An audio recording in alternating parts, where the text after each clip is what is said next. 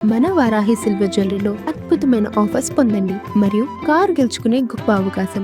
ఒంగోలు జిల్లాలో రోడ్డెక్కారు వైసీపీ శ్రేణులు. త్రోవగుంటలోని ఏబిఎన్ కార్యాలయాన్ని ముట్టడించారు. అయితే కార్యాలయం ముందు ధర్నాకు దిగారు వైసీపీ కేడర్ కార్యకర్తలు.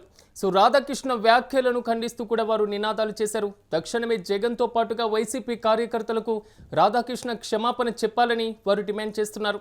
వైసీపీ జిల్లా అధ్యక్షులు బూచేపల్లి శివప్రసాద్ రెడ్డి, అయితే జిల్లా పరిషత్ చైర్మన్ బూచేపల్లి వెంకాయమ్మ ఆధ్వర్యంలో కూడా ఈ ధర్నా కార్యక్రమాన్ని చేపట్టారు. ప్రధానంగా వైసీపీ నేతలు కార్యకర్తల పట్ల రాధాకృష్ణ చేసినటువంటి వ్యాఖ్యలు పైన వారు క్షమాపణ చెప్పాలంటూ కూడా డిమాండ్ చేస్తున్నటువంటి పరిస్థితులు కనబడుతున్నాయి. తక్షణమే క్షమాపణ చెప్పాలని కూడా వారు డిమాండ్ చేస్తున్నారు. ప్రధానంగా పూర్తి స్థాయిలో వైసీపీ శ్రేణులందరూ కూడా ఏబిఎన్ కార్యాలయాన్ని కూడా ముట్టడించినటువంటి పరిస్థితులు మనం చూస్తున్నాం. త్రోవగుంటలో ఉన్నటువంటి ఏబిఎన్ కార్యాలయాన్ని ముట్టడించారు వైసీపీ నేతలు కార్యకర్తలు. ఈ నేపథ్యంలో పూర్తి స్థాయిలో వైసీపీ పట్ల ఏదైతే ఏబిఎన్ రాధాకృష్ణ చేసినటువంటి వ్యాఖ్యలను కూడా వారు ఖండిస్తూ కూడా డిమాండ్ చేస్తున్నటువంటి పరిస్థితి. కేవలం క్షమాపణ చెప్పాలంటూ కూడా వారు ప్రధానంగా డిమాండ్ చేస్తున్నారు.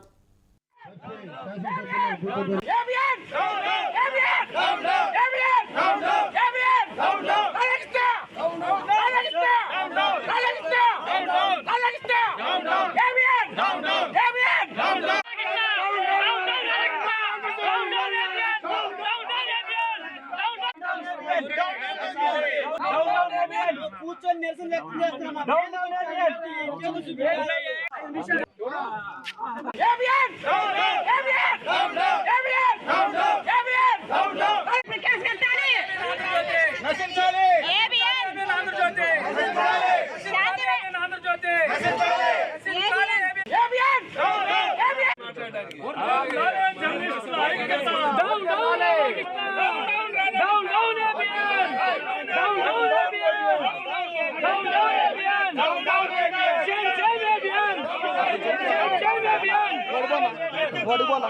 ఇదే అంశంపై మరింత సమాచారం మా ప్రతినిధి లక్ష్మీనారాయణ అందిస్తారు.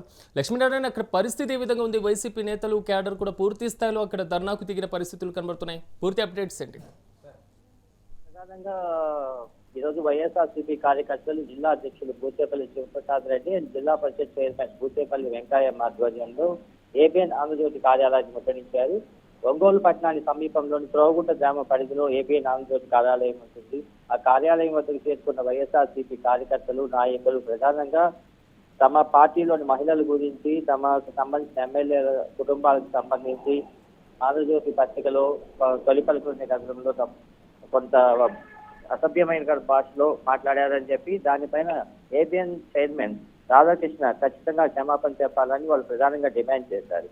ఈ సందర్భంగా ఆంధ్రజ్యోతి ఏబిఎన్ ఒంగోలు ఇన్ఛార్జ్ కూడా అక్కడికి వచ్చి వాళ్ళతో మాట్లాడడం జరిగింది. పత్రికా వ్యక్తిని హరించద్దు, మా ఆఫీసును ధర్నా చేయొద్దు అని చెప్పి వైఎస్ఆర్సీపీ నేతలు కోరడం జరిగింది. వైఎస్ఆర్సీపీ నేతలు కూడా వాళ్ళు తమను అవమానించబట్టే, తమ కుటుంబ సభ్యులను అవమానించబట్టే తాము వచ్చి ధర్నా చేస్తున్నామని చెప్పారు. ఈలోగా పోలీసులు వచ్చి సర్ది చెప్పడంతో అక్కడ పరిస్థితి సద్దుమణిగింది.